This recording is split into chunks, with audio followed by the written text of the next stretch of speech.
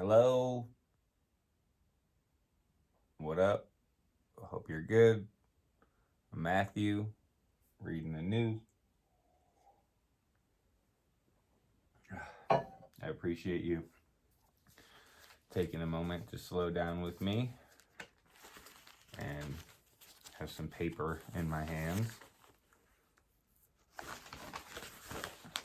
Found a pretty cool article earlier.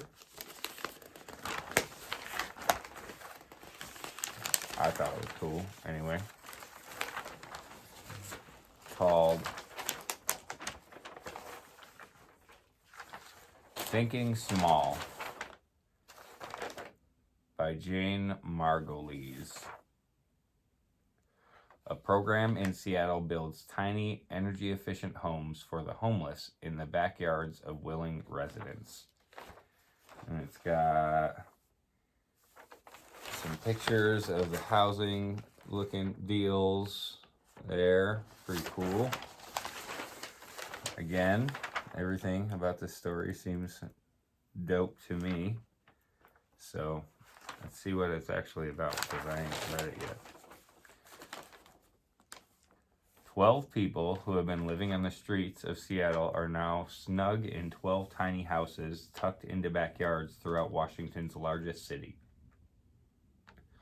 And each little dwelling is likely the most sustainable house on its block. Solar arrays on the roofs of the homes provide more than enough power for heating, lighting, and cooking, even in Seattle's not-so-sunny climate. And all the materials and fittings, from the juniper wood for the exterior of the 230 square foot structures to the induction cooktops and the kitchenettes, were chosen to meet the highest environmental standards. These are the houses of the Block Project, as the home building effort is called, with the goal of eventually putting one on every block in Seattle. The homes are constructed by volunteers working under the direction of Facing Homelessness, a local nonprofit. But it was a father-daughter architectural team that got the ball rolling by trying to address two seemingly intractable problems: homelessness and climate change, one tiny house at a time. People struggle with grasping what they can do, said Jennifer H. Lafreniere, 36, the daughter of the duo. With the Block Project, you're able to do something and make a difference, even if it's on a smaller scale. The effort grew out of concern of her father, Rex Holbein, for individuals he and other Seattle residents had grown accustomed to seeing camped out in parks, on the sidewalks, and under bridges in their city. It is estimated that 40,000 people are homeless in King County, which includes Seattle. Mr. Holbein, 65, who had a small practice that designed and remodeled houses, reached the point where he couldn't keep looking away. He began inviting the homeless people he encountered to his architecture office, where he would listen to their stories and post profiles of them on Facebook page that quickly drew 50,000 followers and an outpouring of financial support for the individuals. He started Facing Homelessness to bring together, and over time, the organization's campaigns have provided food, clothing, haircuts, and other services to those in need. In 2013, Mr. Holbein quit his architecture practice to focus on facing homelessness. Soon after, he started meeting Miss Lafreniere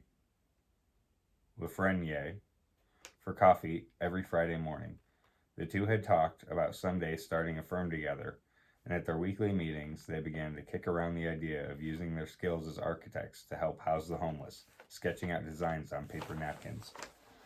The houses would be compact shed structures that could easily fit into a backyard, they decided, following, quote, passive house building principles. The structures would be well insulated so they could be heated with a minimal amount of energy and would face south to capture warmth and natural light of the sun. The architects decided against metal siding because concerns about toxic runoff, and instead selected juniper, a tree that has crowded out native species in parts of the United States and could be cut down without guilt. Juniper would also help the homes fit in with the woodsy aesthetic of the Northwest. Covered front porches would give residents a place to sit with visitors.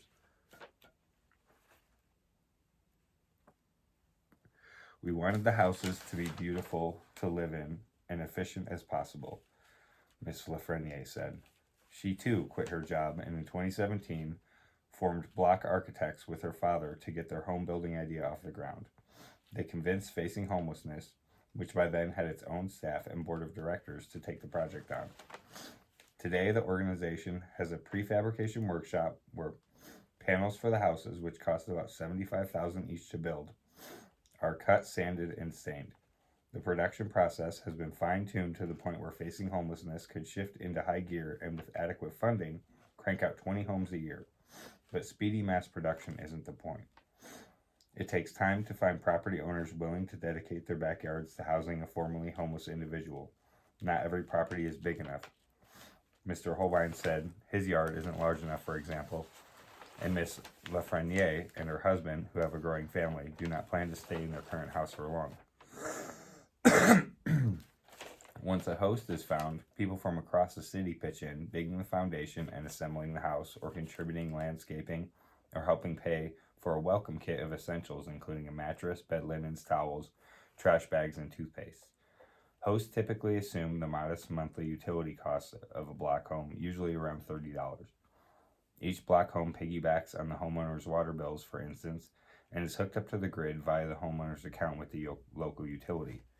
The residents, who have been referred by social workers, live rent-free and are connected to a network of support services to ease transition and to help them process whatever trauma they have been through.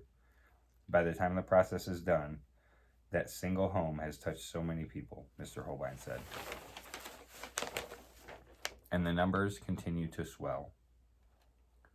With the recent completion of the 15th house and the permitting of 2 more to be built this year.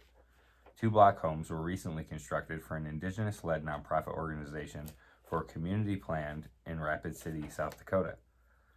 We would like to see more collaborations like this, said Bernard Troyer, a director at Facing Homelessness, adding that such arrangements could provide an ongoing source of revenue for the organization while helping other groups tackle housing insecurity. Of the 20 individuals who have resided in the block homes in Seattle, 19 have remained in the homes or gone on to find other stable permanent housing. 2 hosts have bowed out of the program. In one case, the homeowners, who were older, felt they could no longer handle the responsibility, and in both instances, the homeowners purchased the houses that have been placed in their yards from Facing Homelessness. The homes are built as permanent housing, but are designed so they could be deconstructed and moved elsewhere. So far, all the structures have stayed put. Mr. Holbein and Ms. Lafreniere have fielded queries about the block project from people across the country and have given talks as far away as Chicago. States and municipalities across the country are making it easier to build small homes in backyards, officially known as accessory dwelling units, or ADUs, to help address the country's housing shortage and add affordable units to neighborhoods zoned for single-family homes. But there has also been pushback against the effort, with some opponents concerned about the effect additional people in their neighborhoods will have on traffic, safety, schools, municipal services, and taxes. Seattle revamped its regulations governing ADUs in 2019, and since then, construction has surged. Often the structures are quickly built of metal and cement board. But the block project homes are so carefully conceived and crafted that one has just been certified by the Living Building Challenge, a program administered by the International Living Future Institute that authenticates a structure has attained high standards for sustainability. Excess power generated by the rooftop solar arrays is fed into the grid and offsets the host utility costs. One way these houses for the homeless are giving back to the community. When a person moves into a block home, they have been on the receiving end of things, Mr. Holbein said. That's often not a comfortable place to be. We really wanted this home and the people living there to be able to share their knowledge of sustainability and of what homelessness is about, he said. Facing Homelessness declined to make any of the residents available for an interview, citing respect for their privacy, but one of them said in a statement, "When you're tired with no safe place to rest, that's the only thing you can think about. Now, after 2 years in a block home, the resident no longer lives minute by minute. I can think about tomorrow, the day after, the week after. I can even plan things months out, and recently have begun thinking about what the next few years of my life and what I'd like to accomplish." Word. that's pretty cool. Thank you for listening to me read the news. I love you. You're beautiful. Peace.